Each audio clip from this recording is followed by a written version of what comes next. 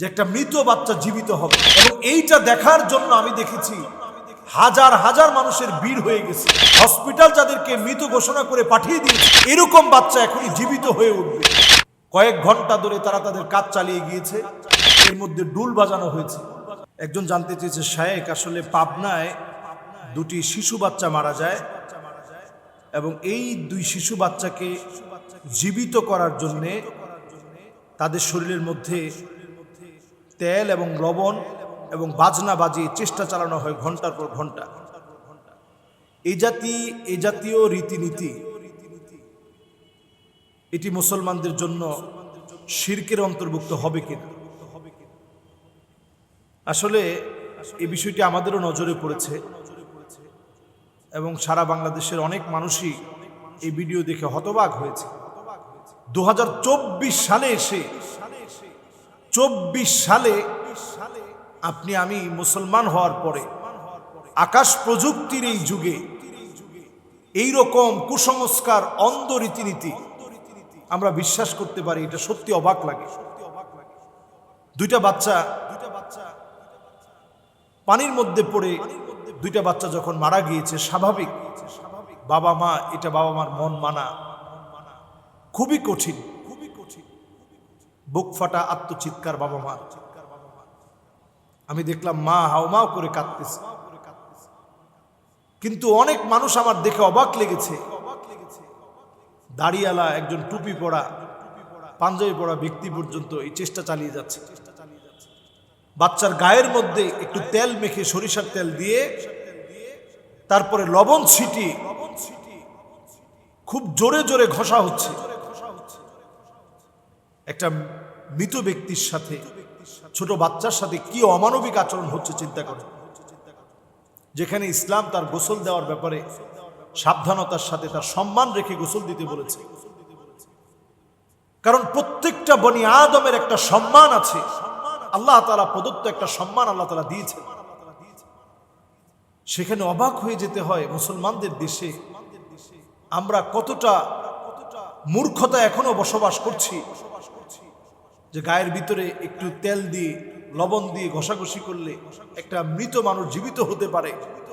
এইরকম একটা ভিত্তিহীন একটা কুসংস্কার, অন্ধ আচরণ, এবং যেটা কখনো কখনো আমাদেরকে শিরকের দিকে নিয়ে যেতে পারে। যে এই লবণ আর অথবা এই সময়ের কেরামতি, এই সময়ের ডুল বাজানো, এই সময়ের একটু সরিষার তেল দিয়ে বাচ্চাকে পিঠের মধ্যে দিয়ে দেওয়ার কারণেই বাচ্চা হয়তো জীবিত হয়ে যাবে, এই বিশ্বাস মনের ভিতরে লালন করা, এটাই তো শিরক। শিরক সবচেয়ে বড় জুলম। এই জুলমটা পুরাপুরি এই জায়গাতে করা হলো। দায়িত্বশীল ব্যক্তিদের অবশ্যই এই বিষয়গুলোর ব্যাপারে, দায়িত্বশীলদের অবশ্যই সজাগ থাকা উচিত। পরিষ্কার মনে রাখতে হবে, পৃথিবীর সবচেয়ে ধ্রুব সত্য, যেই সত্যকে কোনো নাস্তিক অস্বীকার করতে পারে না, তার নাম হচ্ছে মৃত্যু। এই মৃত্যু নামক ধ্রুব সত্যকে নিয়ে পর্যন্ত নাটক করা হচ্ছে, অভিনয় করা হচ্ছে। অথচ এই সময়ে আমাদের কাম্য ছিল, যে মা তার সন্তান হারিয়েছে, যেই পরিবার তাদের এই ছোট্ট বাচ্চাকে হারিয়ে ফেলেছে, তাদেরকে গিয়ে সান্ত্বনা দেওয়া, তাদের পাশে গিয়ে দাঁড়ানো, তাদেরকে গিয়ে বলা আপনি সবর করেন, এই সন্তান যেন আপনার জন্য নাজাতের উসিলা হয়ে যায়। যেই লোকটা ডুবে মারা যায়, আল গরীকু শহীদ, যে ডুবে মারা যায় সে শহীদ। আপনার সন্তান, আল্লাহ যেন তার শাহাদাত কবুল করে। সে যেভাবে মারা গেছে আপনি সবর করেন, আপনি আল্লাহর জান্নাতে পাবেন।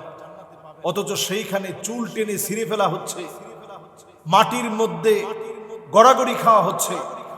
এই কাজগুলোকে নবীজি সাল্লাল্লাহু আলাইহি সাল্লাম পরিষ্কার হাদিসের মধ্যে নিষেধ করেছেন।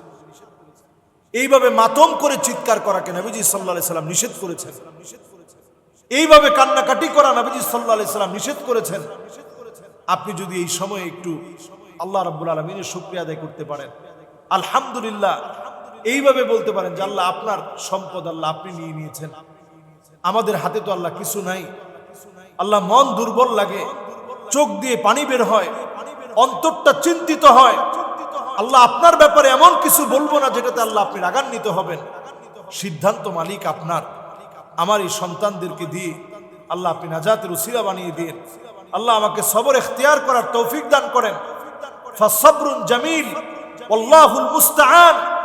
যেমনটা ইয়াকুব আলাইহিস সালাতু ওয়াস সালাম ইউসুফ আলাইহিস সালাতু ওয়াস সালামকে হারিয়ে বলেছিলেন, আমি আপনি যদি এমনটা আচরণ করতে পারি, এদের পাশে যদি এইভাবে দাঁড়াতে পারতাম, শিরক বাদ দিয়ে, কুসংস্কার বাদ দিয়ে, অন্ধ অনুকরণ অনুসরণ বাদ দিয়ে যদি দাঁড়াতে পারতাম, এটা বরং ফলপ্রসূ হতো।